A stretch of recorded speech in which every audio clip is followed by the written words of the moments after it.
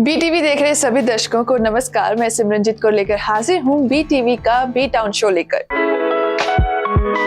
तो शुरुआत करते हैं बी टाउन की इस अपडेट के साथ।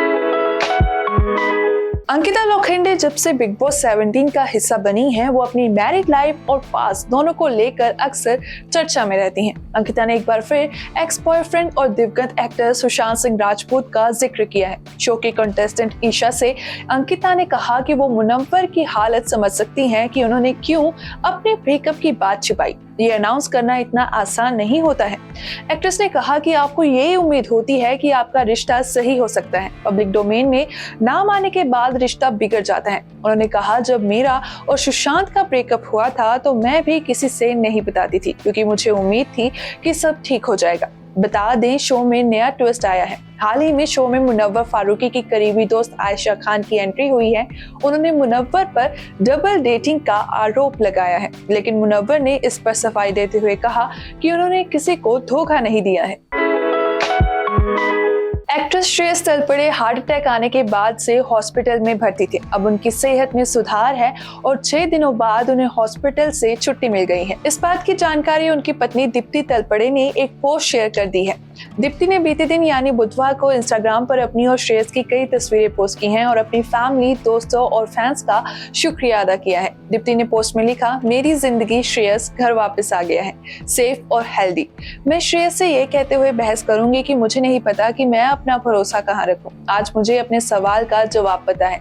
सवाल सर्वशक्तिमान भगवान है। वो उस शाम मेरे साथ थे जब हमारी जिंदगी में ये मुश्किल दौर आया। मुझे नहीं लगता कि मैं अब से कभी उनके अस्तित्व पर सवाल उठाऊंगी। दीप्ति ने आगे लिखा कि मैं एक पल रुकना चाहती हूँ और हमारे शहर के अच्छे लोगों को थैंक यू कहना चाहती हूँ। उस शाम मैंने मदद के लिए फोन किया, मदद मांगी और उनमें से 10 मुझे मिल गए। जबकि श्रेयस कार के अंदर लेटे हुए थे।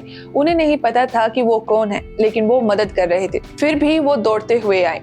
उन सभी लोगों के लिए आप उस शाम हमारे लिए एक भगवान के अवतार थे। Thank you. मुझे उम्मीद है कि मेरा मैसेज आप तक पहुंच जाएगा। दीप्ति आगे कहती हैं कि मैं बेले व्यू अस्पताल की शानदार टीम को भी धन्यवाद देना चाहती हूं, जिन्होंने तुरंत कार्रवाई की और मेरे पति को बचाया। सभी डॉक्टरों, बहनों, भाइयों, लड़कों, मौसी, माँ, प्रशासन और सुरक्षा, आपके काम के लिए कोई भी अमाउंट काफी नहीं है।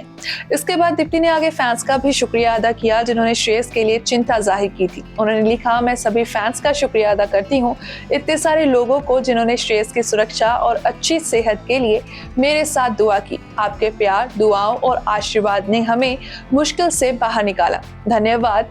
उस शाम भगवान ने सभी की मदद की, आप दुनिया के हर कोने से, और इसके लिए मैं सच में विनम्र हूँ और मैं हमेशा आभारी रहूंगी।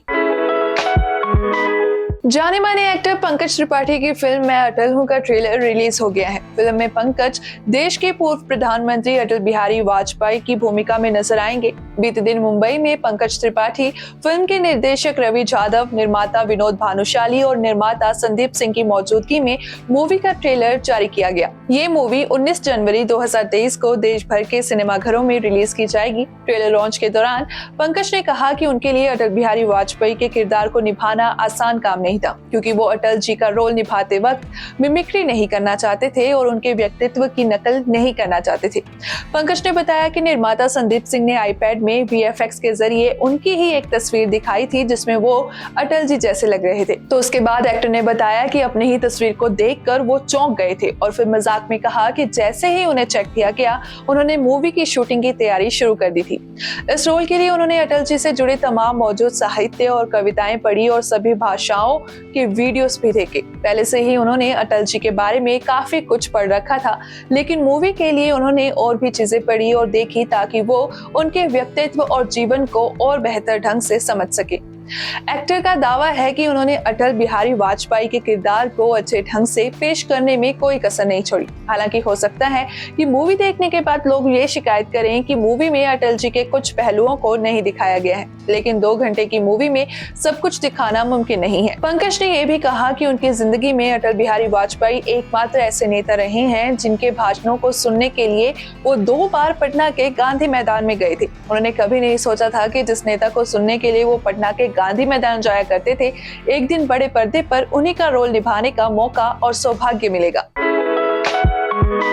कैटरीना कैफ और साउथ के सुपरस्टार विजय सेतुपति की most awaited movie merry Christmas बहुत जल्द थिएटर्स में दस्तक देने वाली है। हाल ही में मूवी का ट्रेलर रिलीज किया गया है, जिसमें सस्पेंस के साथ कैटरीना और विजय की जबरदस्त रोमांटिक केमिस्ट्री देखने को मिल रही है।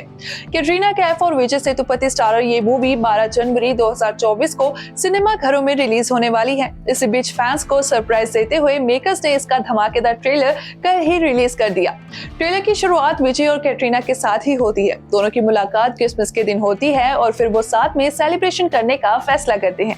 क्रिसमस की ये रात कैटरीना और विजय के लिए काफी भारी पड़ने वाली होगी। मूवी में सस्पेंस के साथ साथ दोनों के बीच रोमांटिक केमिस्ट्री को भी बेहद शानदार तरीके से दिखाया गया है। मूवी मैरी क्रिसमस हिंदी के साथ साथ तमिल और तेलुगु में भी रिलीज होने वाली है। श्रीराम राघवन की ये मूवी एक क्राइम थ्रिलर मूवी है, जिसका कैटरीना और विजय के फैन पिछले काफी वक्त से इंतजार कर रहे हैं। वहीं ट्रेलर से तो ये साफ हो गया है कि मूवी में एक बार फिर आपको दोनों स्टार्स की बेहतरीन एक्टिंग देखने को मिलेगी।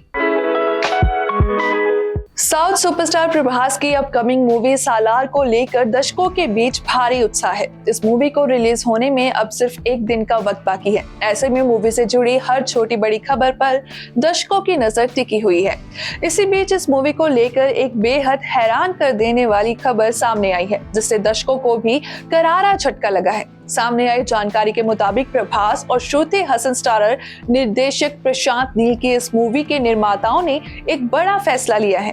खबर है कि प्रभास की सालार को नॉर्थ इंडिया में डंकी की रिलीज की वजह से सही स्क्रीन्स नहीं मिल रही हैं, जिससे नाराज प्रभास की मूवी के निर्माताओं ने एक बड़ा फैसला लिया है। एंटरटेनमेंट वर्ल्ड की रिपोर्ट की माने तो प्रभास की सालार को नॉर्थ इंडिया में सही स्क्रीन्स ना मिलता देख मेकर्स ने साउथ इंडिया में उनकी फिल्मों की रिलीज पीवीआर, आइनॉक्स और मिराज जैसे बड़े नेशनल चेन्स से हटाने का फैसला लिया है।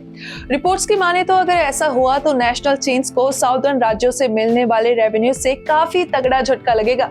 ऐसे में नेशनल चेन्स नहीं चाहेंगी कि साउदर्न राज्यों से मिलने वाले मूवी के रेवेन्यू से उन्हें नुकसान हो। ऐसे में नेशनल चेन्स के डिस्ट्रीब्यूटर्स क्या फैसला करेंगे, इस पर सभी की नजर है।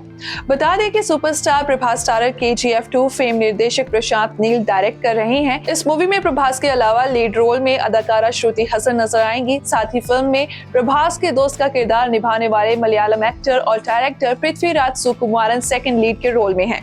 साथ ही मूवी में टीनू आनंद और जगपति बाबू जैसे धांसू एक्टर भी हैं।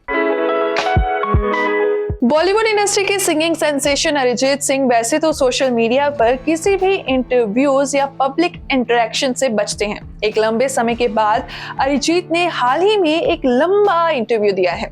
इस इंटरव्यू में अरिजीत ने तो वैसे कई मुद्दों पर बात की थी, लेकिन इसी बीच ऑटो ट्यून पर दिए गए स्टेटमेंट को लेकर वो फंस गए हैं। दरअसल अरिजीत ने अपनी इंटरव्यू में ऑटो ट्यून पर यह बात कही है कि म्यूजिक कंपोजर AR रहमान ने बॉलीवुड की म्यूजिक इंडस्ट्री को ऑटो ट्यून ट्रेंड से इंट्रोड्यूस करवाया था। इसके साथ ही अरिजीत ने यह भी खुलासा किया है कि कोई भी सिंगर आज की डेट पर बिना ऑटो ट्यून इस्तेमाल किए गाना रिकॉर्ड नहीं करता है, जिसका जस्टिफिकेशन देते हुए अरिजीत कहते हैं कि ऑटो ट्यून के इस्तेमाल से म्यूजिक में इमोशन बेहतर तरीके से इमोट हो पाता है।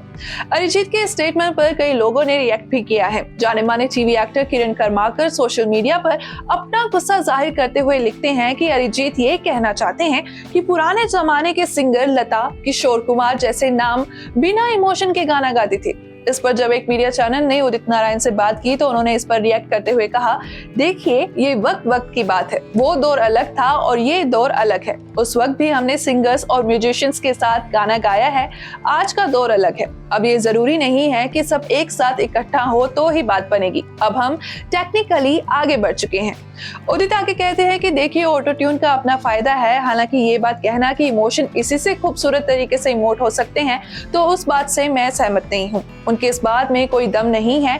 इमोशन तो ह्यूमन नेचर से आता है। आप गाने में इमोशन ला सकते हैं, उसके लिए हम ऑटो ट्यून पर ही निर्भर रहें, इस बात में दम नहीं है। उन्होंने आगे कहा कि अगर आप काम करना जानते हैं और उसके प्रति वर्कहॉलिक हैं तो ये संभव है। मुझे जहां तक याद है आज तक मैंने ऑटो ट्यून का इस्तेमाल नहीं किया है। आज की बीट डाउन में इतना ही। फिर से हाजिर होंगे नई अपडेट्स के साथ। आप देखते रहिए BTV। Be positive, be yourself.